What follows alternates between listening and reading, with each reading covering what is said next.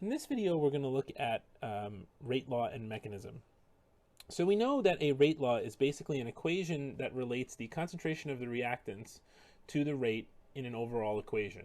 So an overall equation being the overall equation that describes the entire reaction. And we learned about this in the first part of the chapter. We learned that we can write a general rate equation where we take the reactants and we raise them to a general power m and n. And we remember that we can't figure out those m's and n's based on the stoichiometry. We can't do that for an overall reaction. So the only way to determine a rate law where we can figure out the m's and n's and the value for k is by doing some kind of experiment. And the classic experiment was the method of initial rates, which you guys saw in the beginning of the chapter. It turns out that we can, if you can get some information about the reaction mechanism, we can also come up with a rate law, and that just requires you to know what are the elementary steps, meaning what are the steps that take place, and which one is which step is slow relative to the other steps. So we're going to talk about that in just a second. So a really important concept when we look at mechanism is the rate determining step. So in a multi-step reaction, one of the steps inside of that mechanism is going to be the slowest, right? You know, whenever you're making some kind of product, you know, one of the steps in making that product, it may take 10 steps to make a product. One step is just going to take the longest for some reason. It may just be because of a production limitation, or it may be because you have to heat something up and it takes a long time to heat up. Whatever it is, in the production of anything, there's going to be one step that's going to be slower than the rest. So if you think about that, the step that's slower than the rest is going to limit the entire process. So, you know, for example, if you're making, computer chips or something like that, if one step allows you to only make one computer chip per hour, but all the other steps can do 10 computer chips per hour, it doesn't matter that you can make 10 computer chips per hour, because as soon as you get to that step where you can only make one per hour, you're going to produce a whole bunch of stuff that's going to go into that step, but what's coming out of that step is going to be one chip per hour. And then as soon as it comes out, it's going to go through the rest of the process very quickly. But again, that step, that's the slowest step, is going to control it. And a good kind of funny example of that is there was an episode of I Love Lucy, which was a television show from the 50s, where, you know, they're packing chocolates and the chocolates are kind of coming out on a conveyor belt. And what they're doing is they're putting the chocolates into boxes. And the conveyor belt is going much faster than they can put the chocolates into the boxes. And it, of course, creates a big sort of mess and shenanigan. But the idea there, though, is actually very much related to what we're doing with rate law and mechanism. The fact that they can only put so many chocolates into the box relative to the speed of that conveyor belt is going to be the amount of chocolate that company can produce and sell in the boxes. So that's the rate determining step, and that's going to be the step that's going to control the overall reaction. So we're going to, when we have a multi-step process, the rate law for the elementary reaction that is the rate limiting step is going to be the rate law for the overall reaction. That's really important. So the rate equation for the elementary step, that is the rate limiting step, because that controls the rate of the entire thing, is going to be the rate law for the overall reaction. And let's take a look at that down here. Let's take a look at this example that we have written down below. So in this case, we have two elementary reactions. We have a step 1 and a step 2. We denote that the first one is the slow step. So this is the one that we're going to want to focus on. And in the first step, we have hydrogen peroxide plus I minus gives water and IO minus. And then we have, in the second step, hydrogen peroxide reacts with the IO minus to give water, oxygen, and I minus. So if we kind of dissect these things, there's a couple of things going on here that we should be aware of. So one thing that I see right away is the IO minus is an intermediate. And I know that because the IO minus is produced in the first elementary step and reacts away in the second elementary step. So that's an intermediate.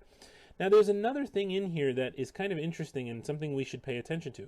This I minus is kind of similar, right? We see that I minus appears as a reactant in the first step and then as a product in the second step. So technically the I minus is not an intermediate. It's not being produced by an elementary reaction. That's the requirement for something to be an intermediate, is it has to be produced by an elementary reaction. I minus is going in as a reactant here and coming out as a product. So what I minus is it's a catalyst. So if you remember back to our definition of the catalysts from the catalyst video, a catalyst is something that goes into a reaction and is not consumed. So it goes into the reaction and it comes out and it's not consumed by the reaction. It just helps to speed it up. And that's what's happening here. The IO minus is a catalyst.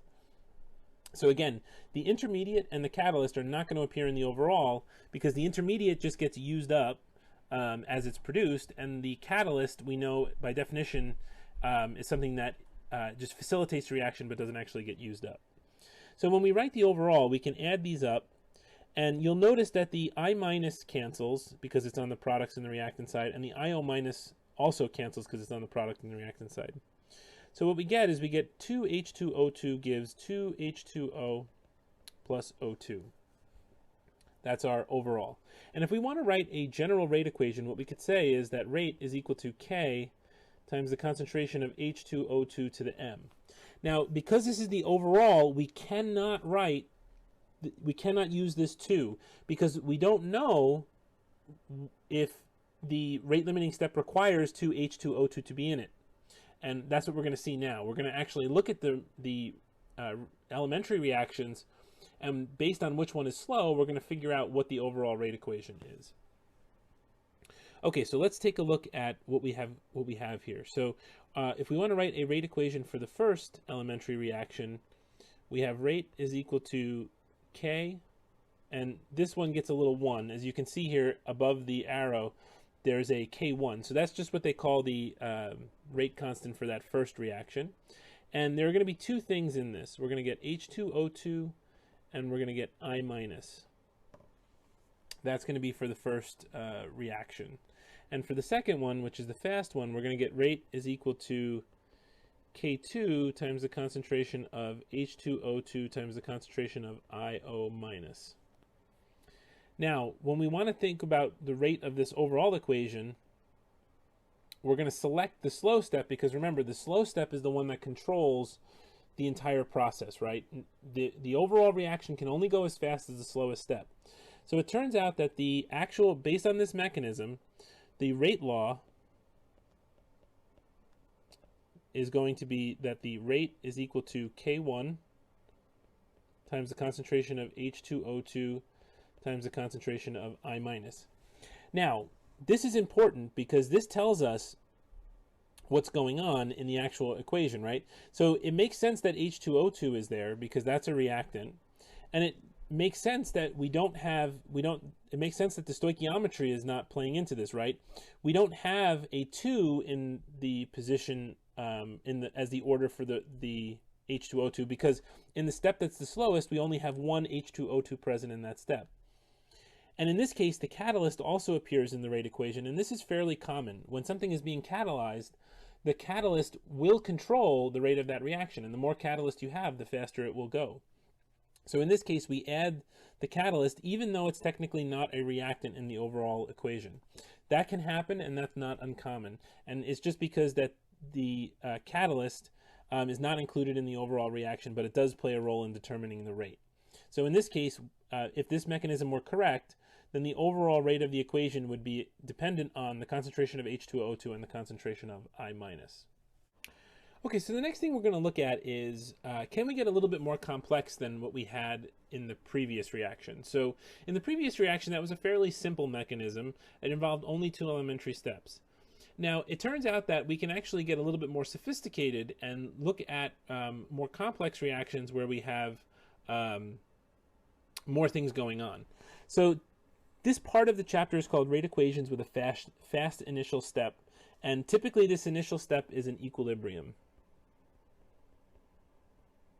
And that's going to be something that we're going to talk about. So this is actually going to give us a little bit of a preview as to what's coming in the next chapter. So let's take a look at an example where we have 2NO plus O2 goes to 2NO2. And in this case, our general rate equation is going to be rate is equal to K times the concentration of NO to the M times the concentration of O2 to the N. Now remember, we cannot, from the overall, so this is our overall, we cannot use the stoichiometry to get M and N. We can only do experiments or look at the mechanism. So you do some experiments and you come up with the following possible mechanism. So it turns out that you have a first step, which is that NO plus O2 goes to NO3. And this is what is in what we call an equilibrium. So you guys haven't seen equilibrium yet, so we're going to introduce that to you. What an equilibrium is that's where you have a reaction that's going in the forward direction. So in this case, the K1, or the forward going arrow, where NO plus O2 goes to NO3, that's taking place. And then you also have a back reaction where NO3 is going back to NO and O2. That's called the reverse reaction, and that has a rate constant K minus 1. So we basically have the reaction going forward and the reaction going in reverse, and they're kind of competing with each other. And the rates of these equations, we're going to find out, are going to be equivalent. So that's going to be something that we're going to look at in just a few seconds. But that's what an equilibrium is. It's basically a forward and a reverse reaction going together, and they're going at the same rate. And then we have a slow step where we have NO3 plus NO goes to 2NO2. This gets a symbol K2, and this one is the slow step. And so your first thing that you probably would want to do is you would probably want to write the rate equation for that slow step. So when you do that, what you're going to get for the slow step, you're going to get rate is equal to K times the concentration of NO3 times the concentration of NO. And there's a problem here. So this rate equation is a perfectly good rate equation for that elementary step, and I pulled the stoichiometry 1 and 1 because these are elementary steps. They're not an overall, so it's 1 and 1. The only problem is that this doesn't work because we have NO, but this NO3 is an intermediate.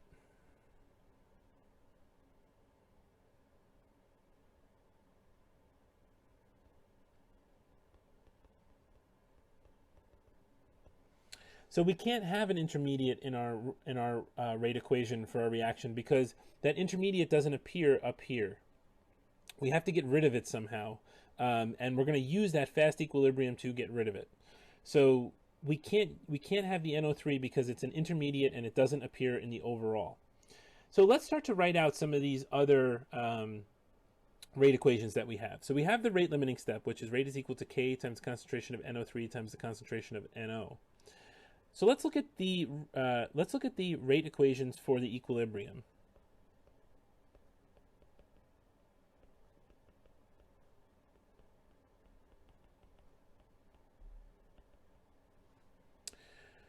So we can write a rate equation for the forward reaction,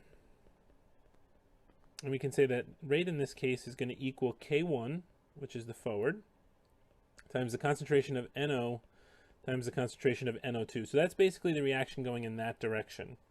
And we can write it for the reverse, and we can say that the run for the reverse is K minus 1 times the concentration of NO3. And so that's the one that's going in the back direction, right? So if you go in the back direction, our reactant is NO3, and our rate constant is K minus 1. So this is actually going to help us a little bit. So at equilibrium,